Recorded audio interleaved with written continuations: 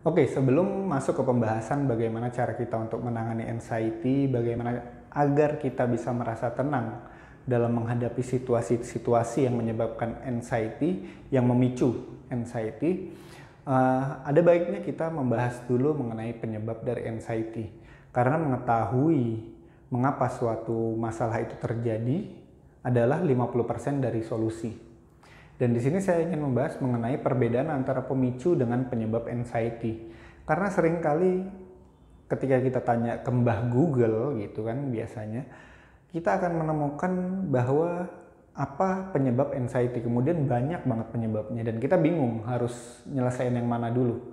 Padahal dengan mengetahui perbedaan antara pemicu dengan penyebab, kita bisa tahu fokus kita yang harus kita titik beratkan itu di mana. Oke.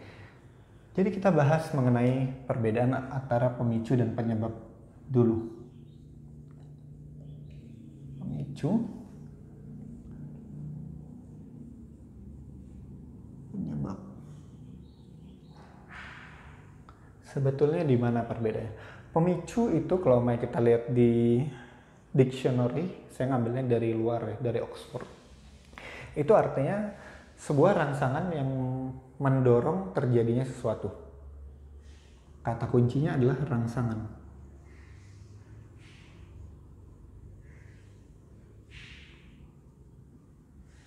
Sementara penyebab itu artinya adalah sebuah alasan mengapa sesuatu itu terjadi. Kata kuncinya adalah alasan. Ya, apakah di sini ada yang punya gambaran dari teman-teman? Sederhana, rangsangan itu sifatnya eksternal, berada di luar diri kita. Tidak mampu kita kendalikan sepenuhnya. Memang ada orang terangsang sama dirinya sendiri? Enggak. Jadi hal-hal eksternal itu rangsangan. Ketika kita melihat sebuah desain yang bagus, itu rangsangan. Jadi ini adalah eksternal sifatnya. Hal-hal yang eksternal itu seperti apa? Kita tidak punya kendali penuh.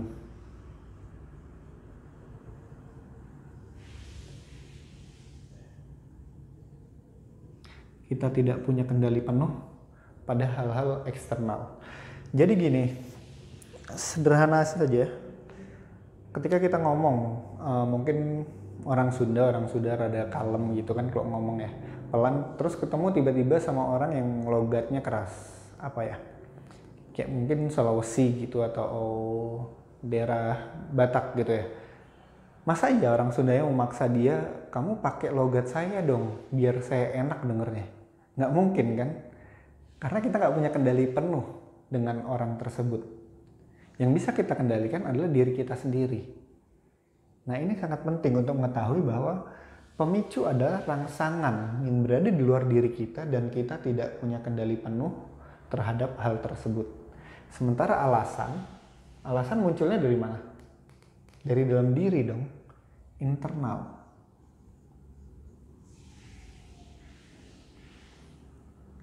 Dan sesuatu yang ada di dalam kita itu bisa kita kendalikan.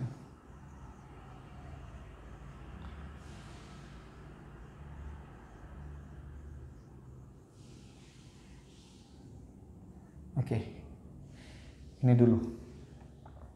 Coba sampai sini dulu. Jadi pemicu adalah berasal dari luar diri kita, tidak bisa sepenuhnya kita kendalikan. Penyebab adalah alasan. Hal internal berasal dari diri kita sendiri dan bisa kita kendalikan. Dan kita masuk ke pemicu dari anxiety. Yang menyebabkan anxiety itu terjadi, itu kecenderungan dari keadaan lingkungan,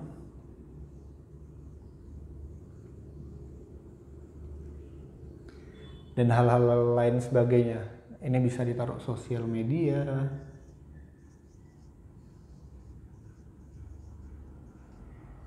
DSB lah, banyak banget keputusan pemerintah, teman kamu yang suka rese, terus kondisi kerja yang berubah, terus cuaca nggak bisa kamu kendalikan sepenuhnya. Jadi Jangan terlalu berfokus ke sini, tapi catat hal-hal yang bisa memicu kamu anxiety. Jadi saya selama saya mulai melakukan terapi mandiri itu Januari 2018, saya selalu membawa buku catatan. Kebetulan HP yang saya pakai ini juga bisa dibuat nyatet, ada penanya. Jadi setiap kali ada satu hal yang memicu saya anxiety, itu akan saya catat langsung. Salah satunya dulu itu adalah suara keras, suara bentakan orang tuh bisa memicu saya mengalami anxiety. Saya catat suara keras, suara keras. Terus apa lagi?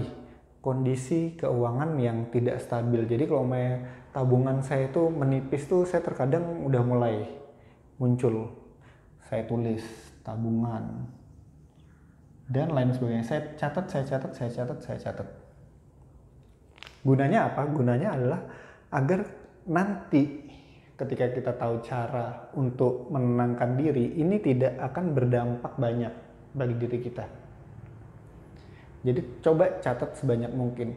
Bawa buku catatan atau di HP punya note khusus untuk mencatat apa aja yang bisa memicu kalian untuk mengalami anxiety. Mungkin ngeliat mukanya bos gitu, bisa jadi. Katanya siapa nggak bisa jadi. Oke, sekarang penyebab. Penyebab anxiety ini sederhana sebetulnya.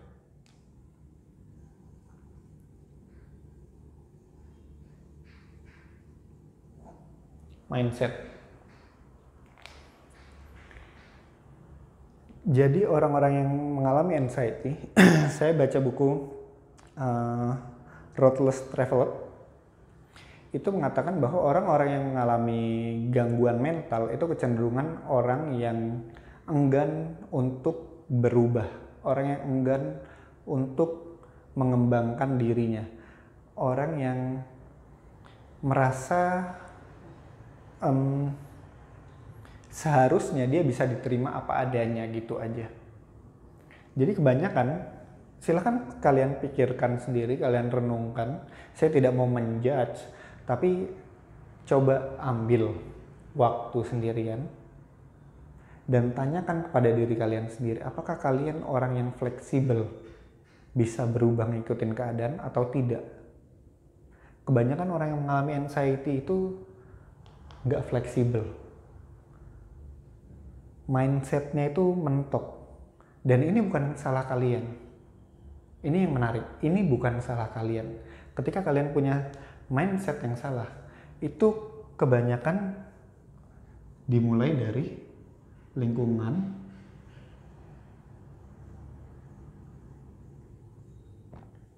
atau trauma,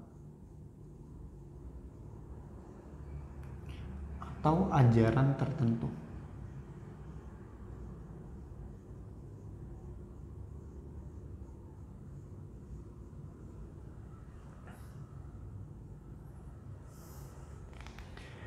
Jadi biasanya dari kecil itu kalian tinggal di lingkungan yang di situ nggak mengembangkan diri kalian, atau kalian diajari hal-hal yang tidak membuat kalian produktif. Atau kalian pernah mengalami sebuah trauma, entah itu dipermalukan di depan kelas, entah itu kalian dibentak sama orang tua, entah itu kalian mengalami sebuah bully, itu bisa menjadi penyebab dari anxiety. Itu terekam dalam pikiran bawah sadar kalian sehingga itu menyebabkan anxiety. Dan untungnya adalah mindset kita bisa kita kendalikan. Mindset kita itu bisa kita kendalikan. Caranya bagaimana? Caranya sembuhkan traumanya. Bisa mencari pertolongan profesional, hipnoterapis, atau konselor, dan lain sebagainya. Kemudian lingkungan, rubah lingkungannya. Apa impian kalian? Ingin jadi pengusaha, cari lingkungan pengusaha. Apa impian kalian? Ingin menjadi seorang profesional, cari lingkungan profesional. Kemudian ajaran tertentu, kalian juga bisa merubah. Kalian mulai belajar hal-hal lainnya. Jangan terkukung oleh satu ajaran tertentu saja. Ya, jadi ini adalah perbedaan antara pemicu dan penyebab anxiety. Kalau mau ditanya, pemicunya banyak banget. Kalian catat semua pemicunya, tapi yang kalian bereskan pertama adalah mindsetnya, pola pikirnya. Ketika pola pikir kalian berkembang, terus berkembang, di situ kalian akan bisa menemukan solusi demi solusi dari masalah kalian. Dan anxiety itu sebetulnya terjadi karena ada sebuah masalah. Saya ambil dulu.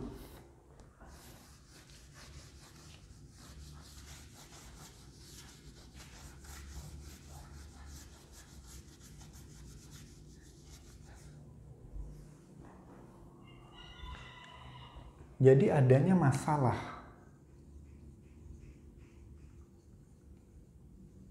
yang tidak terselesaikan. Pasti ada masalah yang tidak terselesaikan. Entah itu antara hubungan, masalah hubungan,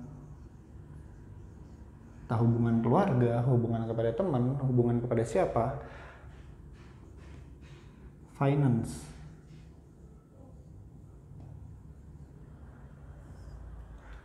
Banyak kok pengusaha yang mengalami anxiety, memikirkan masalah finansialnya.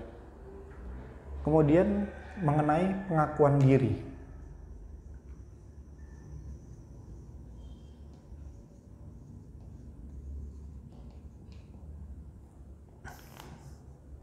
Jadi hubungannya enak sama keluarga, finansialnya terjamin, cuman dia nggak diakui di lingkungannya.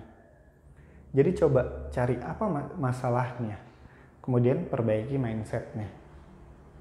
Jadi seperti itu. Jadi fokuskan ke penyebabnya, fokuskan ke mindset kalian. Kalian tanya kepada diri kalian ingin menjadi apa? Kalian punya cita-cita apa? Temukan masalahnya, perbaiki mindsetnya. Insya Allah di situ kalian akan bisa keluar dari anxiety kalian. Karena selama masalah kalian tidak terselesaikan, selamanya kalian mengalami anxiety.